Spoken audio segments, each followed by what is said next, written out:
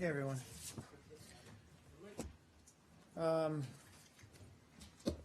I'd feel remiss because if I didn't say something. Obviously, the tragic events that occurred yesterday in Orlando are foremost on all our minds. You heard Secretary Kerry speak to it, to yesterday's horrific attack earlier today before his bilateral with the Cypriot foreign minister. Also, the president has spoken to it, as well as FBI Director Comey giving updates. I just wanted to also add that we've heard from over 50 nations and leaders across the world, all of whom express both their solidarity as well as their condolences with the American people in this wake of this tragedy. Can we start on that? Sure.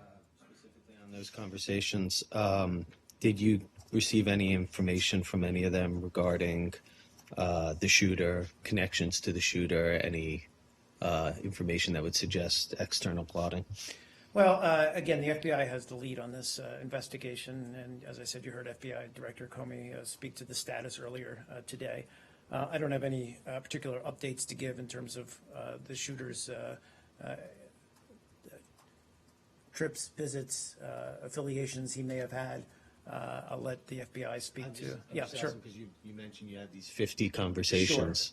Sure. Did this not come up? Some of these were public statements. Some of these were, but many of them were calls as well. Did you not receive any information in any of these that you found of interest? Much of that, if it has taken place, would be through law enforcement or intelligence channels. And then specifically on the trips, which you also mentioned, did you have any conversations with the Saudis yet? I know the Secretary has a meeting this evening to kind of learn more about what the shooter was doing there on those trips. I mean, again, I think, of course, you're right. The Secretary has his meeting, I think, well, this evening, breaking iftar, or iftar rather, with Mohammed bin Salman, the Deputy Crown Prince, and Defense Minister. I mean, their discussion is obviously going to touch on the full range of bilateral and regional issues, including counterterrorism, of course, as well as the situation in Yemen. I can't speak to whether, although I can certainly imagine that this will come up to some extent. Have you spoken to the Saudis yet? We have not, that I'm aware of, no. Okay. Mark, just on that specific point. Can you confirm that, though, for just 1 second, please? Sorry, go on. That's okay, I'm just looking. No. Right. Former Secretary Clinton, Mr. Kerry's immediate predecessor, just gave a speech in which she said that one of the areas that demands attention in the wake of the Orlando attacks is it is long past time for the Saudis and others to stop their citizens from funding extremist organizations. They should stop supporting radical schools and mosques around the world that set too many young people on a path towards extremism. She directly mentioned Saudi Arabia by name in this speech. Obviously, Saudi Arabia has a different policy towards homosexuality than the United States does. Secretary Kerry's meeting this afternoon, will radicalization, Wahhabi mosques, will that be on the agenda? Again, I don't want to predict what precisely they're going to talk about in this meeting and meal. Look, I mean, you know, we're a little over 24 hours past the worst mass shooting in U.S. history. There's an intensive investigation involving local law enforcement, but clearly the FBI, as well as all national security agencies, looking into the motivation and the background of this individual who carried out this horrific attack. One thing that's clear, and the President spoke to this, as did Secretary Kerry, is that it was an attack motivated by hatred and intolerance, whether it was directly directed by, ISIL, or whether he was simply radicalized or motivated by ISIL. We just don't know at this point, or any other any other radical group. We just don't know at this point the extent to which. Secretary Clinton's point was not about ISIL, though. It's about Saudi citizens and the Saudi government supporting mosques in which it is preached that homosexuals should be executed. Well, again, and you know where we stand in terms of tolerance towards LGBTI issues.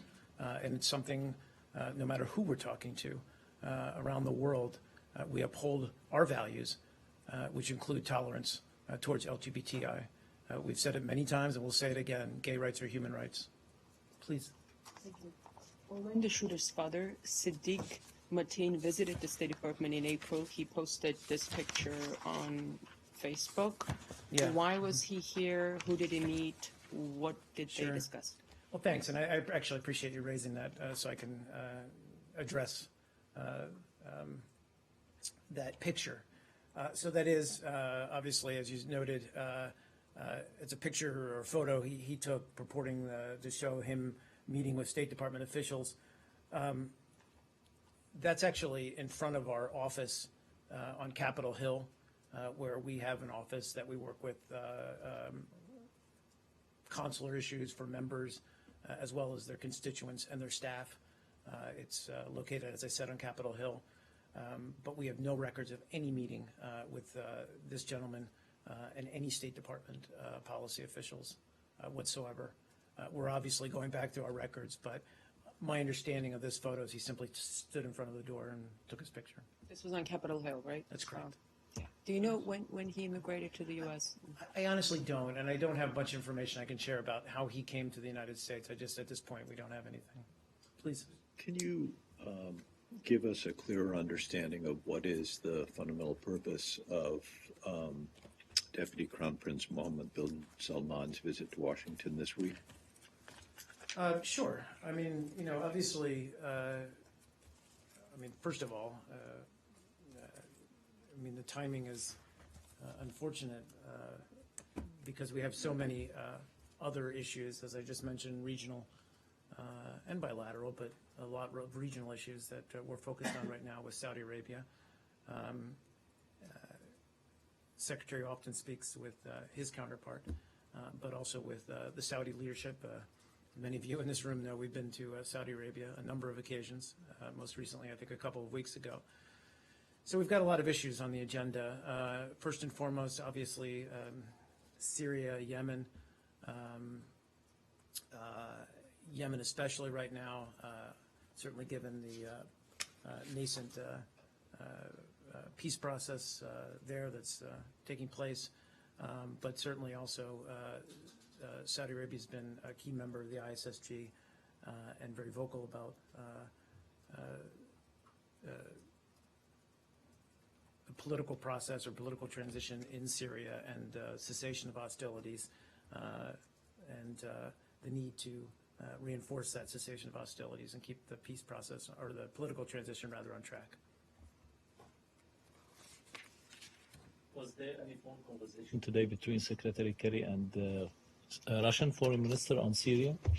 There was a conversation this morning with Foreign Minister Lavrov. They did discuss, as they always do, Syria as well as other issues. Can you be more specific? What did they discuss about Syria today?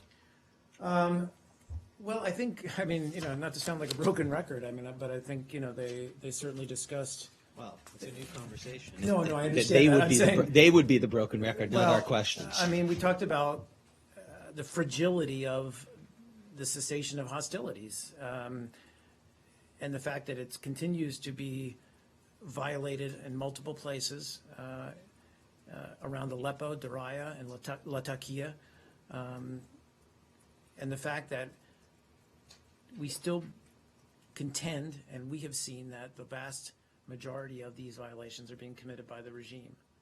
There are places, and I will point out where they are going after Nusra, and that's generally southwest of Aleppo City. And as we've said, we recognize the legitimacy of attacks against what is a terror group that's not protected by this cessation. But we're also seeing continued attacks on those groups who are protected by the cessation of hostilities, and that includes regions near Honduras, near Raitan, in northwest Aleppo. And it's our judgment and our assessment that there's little Nusra presence there. and certainly no Nusra-controlled territory there. So these are all continued discussions. We've actually presented, sorry to conclude, we presented proposals to the Russian side designed to reinforce the cessation of hostilities in those specific areas northwest of Aleppo. And we're looking to see if Moscow can be responsive to those proposals. So what are those proposals? There's already a ceasefire in place there, or is there not? Well, I mean, there is, but as we've talked about these kinds of efforts to reinforce them, cessation, now I understand that. That's okay. I'm guilty of it myself. Look, I mean, the logic behind this is that, you know, if we did have an effective cessation of hostilities in northwest Aleppo, then it would allow the regime and Russia to realign their forces to attack Nusra in regions where Nusra actually controls territory. We just don't see that it controls any territory in the region where they continue to carry out attacks that are, as we say, primarily hitting opposition groups that are adherent to the cessation. And what of, sorry. Which ones are they hitting? The ones that are protected? Of the groups? Yeah. I don't have a list in front of me, but Northwest generally the area is, I mean, the areas are Khan Tuman. I'm sorry, I apologize, I misspoke. Khan Tuman is where we have seen them hitting legitimate Nusra targets. What we're concerned about is northwest of Aleppo, where they are hitting areas that, again, while we can't exclude that there are, you know, elements of Nusra, but what we can say is that it doesn't control any territory. Which groups are they hitting? Again, I don't have a list in front of me. Are the groups reaching out to the U.S.? I apologize? Are the groups reaching out to the U.S. and saying that we're being? Of course, yeah. I mean, we continue to monitor, as do many NGOs in the area. You know, monitored as well. But yes, we're in constant dialogue with those opposition groups. Does this Please. not point to one of the intrinsic inadequacies of the original conception of the cessation of hostilities, in which you carved out an exception or two exceptions, or exceptions for any groups deemed by the UN to be terrorist organizations, and therefore you left open the possibility that any belligerent can argue, well, I'm going after X or Y, and I have every right to do that. Which I think speaks to why we need, and we've worked on this, and we've had, you know, some good conversations with Russia, but we're still not there yet, where we need stronger coordination about who is where. And that's what we're talking about with, you know, you're absolutely right. And yet, we had to, you know, you have to say, I mean, Daesh and Nusra are clearly, I think there was, you know, universal agreement that they could not be part of any cessation of hostilities. And I think, again, that was unanimous.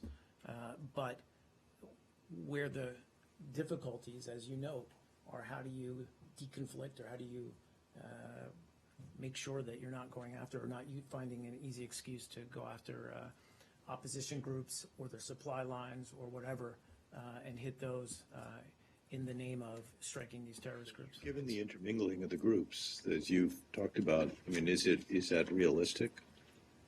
I think we believe it is still realistic, and we've worked, you know, we've had this coordination cell in Geneva that we've established that did have some initial success, but we still haven't seen complete adherence. And so, you know, certainly, and, you know, Secretary Ondown will admit to the fact that, you know, we're still giving this time, we're still committed to it, but at a certain point, you know, it becomes difficult to continue if it's not being held up. Are you, did the Secretary raise this specific issue this morning with Foreign Minister Lavrov, and did he yet again ask Lavrov to get Russia to exert influence on the Syrian government so as to cease what you say are predominantly their attacks?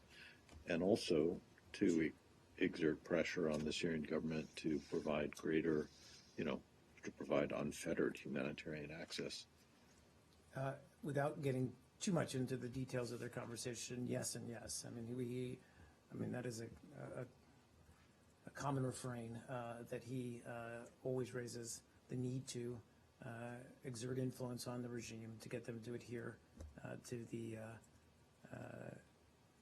requirements of the cessation of hostility. And just on humanitarian assistance, again, we spoke last week. We did see some progress late in the week. First relief convoys reaching Daraya, a few other places, but then immediately after the regime struck areas, conducted aerial attacks on people of Daraya, and those continued throughout the weekend. And so we still we're not where we need to be on humanitarian access as well. So it's been 3.5 months now since the cessation of hostilities was first put into effect, to the extent that it has been. And I mean, how much longer are you willing to let it roll like this with such repeated and flagrant violations? And second, what's your alternative? I mean, because most people on the outside think that the alternative to a complete unraveling of the cessation of hostilities is just an accelerated violence with more arms, flowing in, notably probably from some of your allies. Well, you're right. If this falls apart, the prospects are bleak, which is why we've always said there's no military solution to what is happening in Syria. It's why we have invested so much in this diplomatic effort and this political process. I'm not going to sugarcoat the stakes. You're absolutely right in that.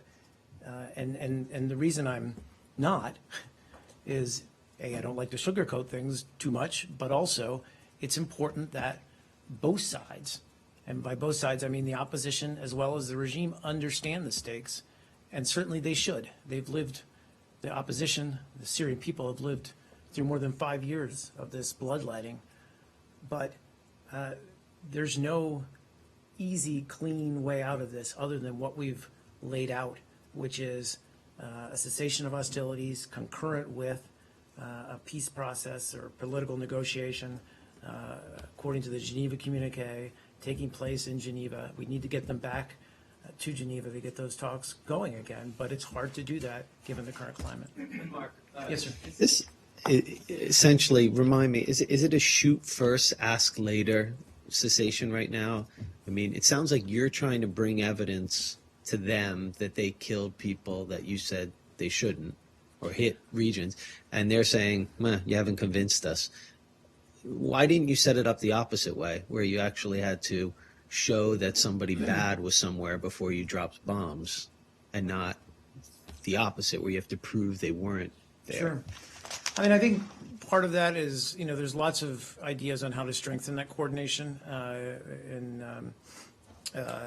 with Russian primarily with our Russian counterparts, how to get a more sustainable mechanism for monitoring and enforcing the cessation of hostilities. But, it's also partly a recognition of how hard it is to, police cessation of hostilities when you don't have, people on the ground who can police it.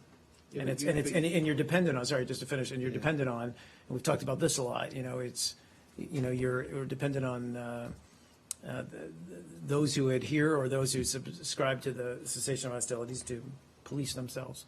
Does Syria have any spare military capacity it's not using for offensive operations because of the cessation? I don't have, because of the cessation. Cessation, if it means anything, it means the Syrians are doing fewer offensive operations. Right, I just don't have. I don't It have seems that to me they're assessment doing give you. everything they can. Yeah. I mean, Yeah. I just don't have I can't give you a good assessment of that. Please, Mr. Mark, for the political process, what will happen? We're getting closer to August 1st.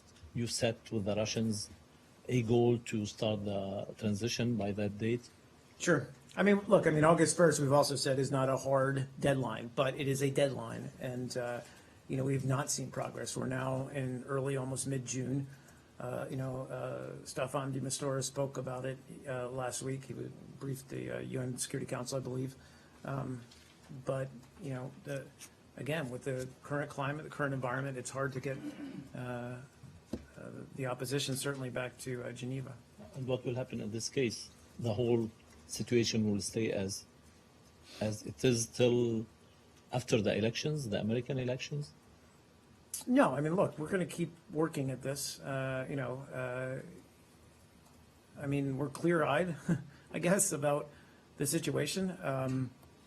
It's not great, but it's better than it was before we started this, and we still believe that it could be viable, this process that we put in place, if we get the right kind of coordination and buy-in from Russia and from the other, all members of the ISSG, and then, most importantly, the parties on the ground. Do you get any sense that the Russians are running out the clock on this administration? I just can't say that for a fact. I mean, It turns 4 years old later this month, and they only have another 7 months to go. I mean, all I can speak to, Brad, when you an answer to a response to a question like that is, it again, the Russians have, what they had said is that they're not there for the long haul. It's certainly not a viable long-term prospect to be invested in Syria and defending the Assad regime. The fighting, as Arshad noted, and all of you know, is only going to get worse if this falls apart and collapses, and that's going to mean increased burden on Russia. To clarify something you just said, you said it's not a hard deadline, but it is a deadline. Yeah. Well, I mean, what does it mean, and how hard is it? I just mean, sorry, I don't mean to be. And is it a deadline for whom? Well, I mean, we've talked about, and certainly we've talked about it in the context of the Iran negotiations, but we talked about, it's not like August 2nd we're going to throw in the towel and everybody walk away, but, they're action enforcing events. You have a deadline for a reason to try to motivate and try to focus the parties on achieving results by a set date. You extrapolate on action enforcing events. I just mean, to get to Geneva, we've talked about the next steps that are needed. Actually, the last session, and again, I refer you to Staffan de Mistura for his assessment, but he was actually somewhat positive that they were able to begin to talk about the process a little bit, and not just logistics. If we don't Yeah, have please. discussions on transition by August the 1st, who will have missed the non-hard deadline? Well, I mean, certainly both sides are culpable, but And Staffan de Mistura, look, I mean, the ISSG, Russia? well, United I mean, States. look, I mean, sure, we all would bear some responsibility, but, again, Staffan de Mistura, the ISSG, we're all working to guide the parties on the ground towards what we view as the only option, which is a political solution. But again, and we talked about this before, it's incumbent on all members of the ISSG to subscribe to that and to exert influence where they can.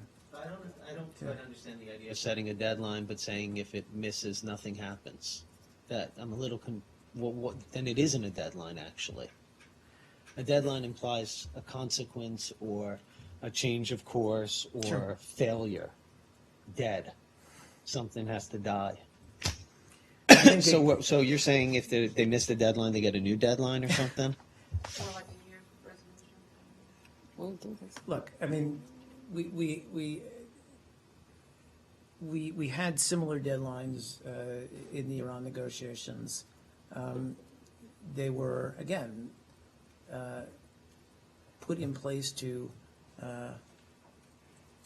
motivate the parties to make progress, and that's what we want to see. I'm not going to say, but That's a big difference. Iran adhered to an interim agreement, as you guys so often said. Here you're saying that the regime is actually breaking it every single day.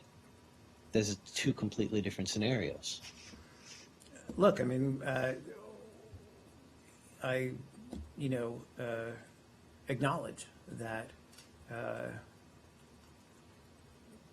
the cessation of hostilities in particular, but also humanitarian assistance, have not been well enforced. And we are deeply concerned about it, but we're not ready to throw in the towel. On that note, have I? I have Please, go ahead. yeah. separate issues. Seen that the secretary is going to meet Foreign Minister Zarif in Oslo. Do you have any more details about that meeting? I don't, and I don't, we'll hope to confirm that and his other bilats, I think later today. The Iranians have Finalizing. confirmed it already. Apologize? The Iranians have confirmed I'm the meeting. aware of reports out of Iran. He's not planning to open a custodial bank account for the foreign minister or anything like that. Not that I'm aware of, Brad. Okay. Yes, sir. Sorry, on China, Philippines, do you have any comment on the Chinese Coast Guard intercepting the Philippine, a boat of Philippine national trying to board the Scarborough Shoal in the South China Sea? I'm sorry, you're talking about a Chinese Coast Guard vessel that, They prevented a group of Philippine nationals trying to board trying to land on the Scarborough Shoal in the South China Sea. you know what, I'm not aware of that. I apologize. I just haven't seen it. I mean, look, we would, I'd have to get more specifics about the incident, but we'd, again, be concerned about any action that attempted to or in any way escalated tensions in the South China Sea. Yes, sir. Have you seen the reports about Iraq making arrests over reports that Sunni men have been executed and tortured in Fallujah following the recent battles? And if you believe these reports about the killing and mistreatment of Sunni men, what does that say about the odds of restoring Oh, I'm sorry. peace Yeah. peace in Fallujah following Iraqi military offensives to retake areas? Sure. I mean, we talked a little bit about this, but obviously there's actually, it sounds like there's been arrests. I haven't seen those reports. We're very concerned about reports that civilians in Fallujah and in the surrounding area have been subjected to torture, abuse, and in some cases even murder. Prime Minister Abadi, though, has clearly laid out instructions to Iraqi forces, and that includes the PMF, the Popular Mobilization Forces, to protect civilians and respect humanitarian rights. And we support that message. We support that approach. We've seen other PMF leaders also publicly commit themselves to protecting civilians and also holding abusers accountable. And as you note, there's reports now that, in fact, arrests have been made and investigations are underway. I think that to your broader question, long-term solution to the instability that we see right now and the tensions that we see in Iraq are ultimately going to be something for Iraq's political leadership to make the kind of decisions that bring the country together and don't promote sectarianism.